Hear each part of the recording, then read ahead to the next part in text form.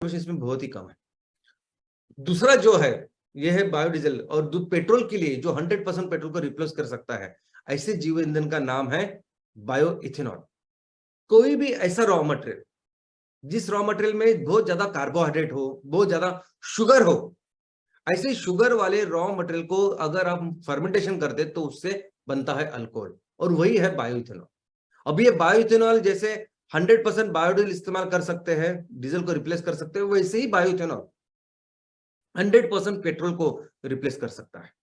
100% भी कर सकता है, अलग अलग ब्लेंडिंग में भी कर सकता है, और सिर्फ वो फ्यूल करके ही नहीं, तो कई सारे उसके कई ज्यादा उसके एप्लीकेशंस है। आज पेट्रोकेमिकल्स में बेस्ट जो इंडस्ट्रीज है, कई सारी जगह पे बायो इथेनॉल रॉ मटेरियल करके जाता है। लेकिन ये चीज सिर्फ बायो इथेनॉल के साथ नहीं है, तो इससे भी बेहतर है मिथेनॉल। दोस्तों, आज हम देखते हैं कि क्रूड ऑयल जो है, तो क्रूड ऑयल का ईंधन के तौर पर हम लोग इस्तेमाल कर रहे हैं, लेकिन इसी क्रूड ऑयल से कई सारे ऐसे रॉ मटेरियल तैयार होते हैं, जैसे प्लास्टिक, रबर, कितने सारे, और उस पे बेस पे कई सारे इंडस्ट्रीज है, कई सारे इंडस्ट्रीज के सेक्टर्स है, हजारों कंपनियां जो इसके ऊपर डिपेंडेंट होती है आज की तारीख में। और इस पेट्रोकेमिकल के चीजों को इस्तेमाल करने के बाद जो हो रहा है हम देख रहे हैं, कचरे का। लेकिन इस पूरे पेट्रोकेमिकल को 100% रिप्लेस कर सकता है मिथेनॉल। आज आप ये जो चित्र आप देख रहे हैं, इस चित्र में हर कोई चीज जो आज की तारीख पे पेट्रोकेमिकल से तैयार होती है, वो मिथेनॉल से तैयार हो सकती है। और ये मिथेनॉल किससे, तो ये बायोमास बेस हो सकता है, लेकिन सबसे इंपॉर्टेंट चीज जो मिथेनॉल तैयार करने के लिए लगती है, वो है कार्बन डाइऑक्साइड।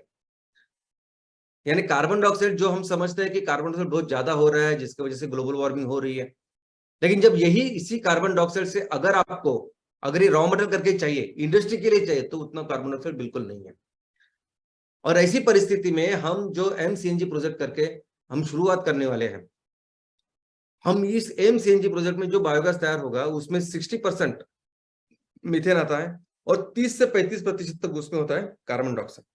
तो ये कार्बन डाइऑक्साइड आने वाले दिनों में इस मिथेनॉल को तैयार करेगा, और एक बहुत बड़ी इंडस्ट्री का निर्माण हम लोग सब मिलकर करेंगे। ये अलग कभी उसके बाद डिस्कस करेंगे। तो बायोफ्यूल अगर आप देखेंगे अमेरिका में, तो जो पेट्रोल पंप होते हैं, तो उसमें अगर आप पेट्रोल खरीदने जाओगे तो आपको ऐसे दिखाई देगा, अलग अलग तरह के पेट्रोल वहां होते हैं, जो अलग अलग स्केल के बायोइथेनॉल से ब्लेंडिंग में चलते हैं।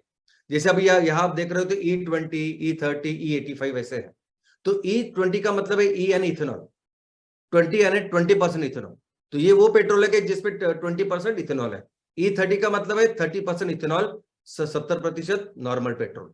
E85 का मतलब है 85% बायो इथेनॉल, और सिर्फ 15% नॉर्मल पेट्रोल। तो ऐसे अमेरिका में मिलता है, और अमेरिका आज की तारीख में ऑलमोस्ट आधे से ज्यादा जो दुनिया का जो बायो इथेनॉल बनता है, आधे से ज्यादा अकेले अमेरिका में बनता है। लेकिन यूरोप में, अमेरिका में, ब्राजील में, इन तीनों क्षेत्र में बहुत अच्छी तरह से इस बायो इथेनॉल का यूज किया जाता है। आप देख सकते हैं कि यहाँ E5 से लेके E100 तक अलग अलग ब्लेंड पे ये पेट्रोल मिलता है, पेट्रोल में इसका ब्लेंडिंग किया जाता है। वैसे ही जैसे पेट्रोल में जब आप बायोइथेनॉल ब्लेंड करते हो, तो इसे कहते हैं E5, E10, E15। वैसे जब डीजल में आप बायोडीजल डालते हो, तो उसे कहते हैं B5, B10, B15। बी का मतलब वही E जैसा, बी मतलब बायोडीजल, और कितना है, 5 का मतलब है 5%, B10 का मतलब है 10%। ऐसी पूरी दुनिया में इस्तेमाल होता है। तीसरा है गैसियस, यानी वायुरूप जैव ईंधन। अब इस वायुरूप जैव ईंधन में ऑफ कोर्स हमारा बायोगैस है, और उस बायोगैस में जो मिलता है वो बायोमीथेन। अभी मीथेन सबसे शक्तिशाली और बहुत इफेक्टिव ऐसे ईंधन है, जो ऑलमोस्ट हर एप्लीकेशन में जिसका उपयोग हो सकता है, ऑलमोस्ट हर।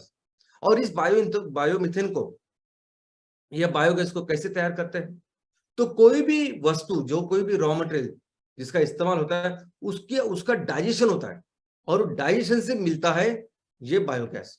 जैसे हम लोग खाना खाते हैं, कोई भी खाना अगर हमने खाया, उस खाने के बाद, उसका डाइजेशन होने के बाद, दो चीजें हमें मिलती है अपने शरीर को।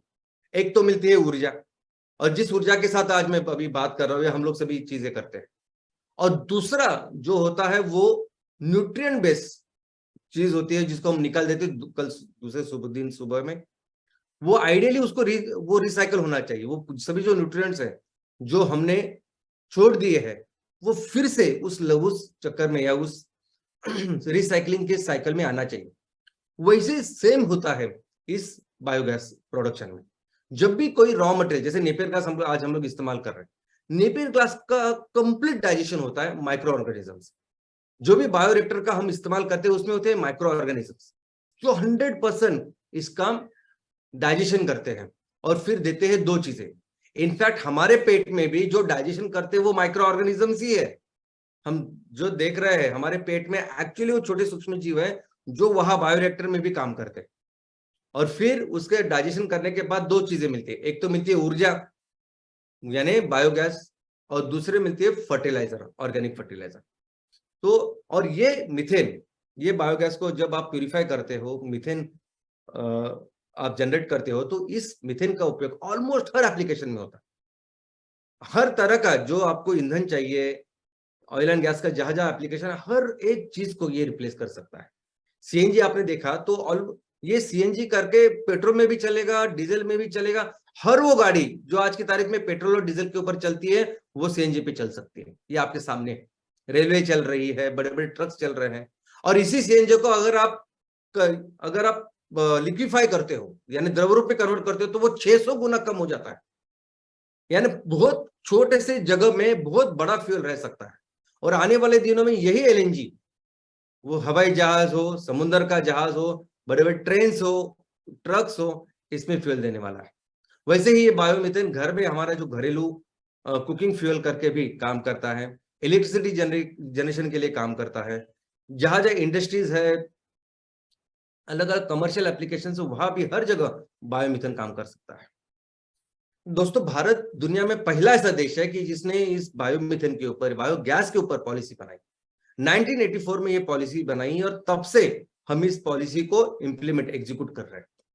Ministry of new and renewable energy करके, एमएनआरई करके एक संस्था है कि जिनके थ्रू ये प्रोजेक्ट इंप्लीमेंट होते हैं। और ये वो एजेंसी है कि जो हर प्रोजेक्ट को 30% इतनी सब्सिडी देती है। आज की तारीख में अगर हम देखेंगे तो 1984 से लेके अब तक 40 लाख इतने बायोगैस के प्रोजेक्ट लग चुके हैं। लेकिन जितनी अपेक्षित या जितनी एक्सपेक्टेड जो एलपीजी का रिप्लेसमेंट था वो नहीं होता हुआ, उतना नहीं हुआ। इनफैक्ट जितने भी म्युनिसिपल कॉर्पोरेशन है, ऑलमोस्ट हर म्युनिसिपल कॉर्पोरेशन में एक बायोगैस का प्रोजेक्ट आपको दिखाई देगा जो चल रहा है। लेकिन वही प्रॉब्लम है कि बायोगैस के लिए वो सेग्रीगेटेड रॉ मटेरियल चाहिए जो शायद म्युनिसिपैलिटी में नहीं मिलता। अभी चाइना ने भी इसमें, इस जैव ईंधन में या बायोगैस में अभी इतनी तरक्की की है। 2014-2015 में चाइना ने एक्चुअली शुरुआत की इस बायोगैस के ऊपर काम करने की, और इतने स्पीडिंगली अभी चाइना काम कर रहा है कि अभी तक आज की ये परिस्थिति है कि हमारे अगर 40 लाख से ज्यादा हमारे बायोगैस की यूनिट लग चुके हैं, तो चीन के 7.1 मिलियन यानी लगभग 71 लाख इतने यूनिट बायोगैस के लग चुके हैं। ये जो बायोफ्यूल का, जैव ईंधन का क्लासिफिकेशन है, जो ये जो हमने देखा, घन रूप, द्रव रूप, वायु रूप, वैसे एक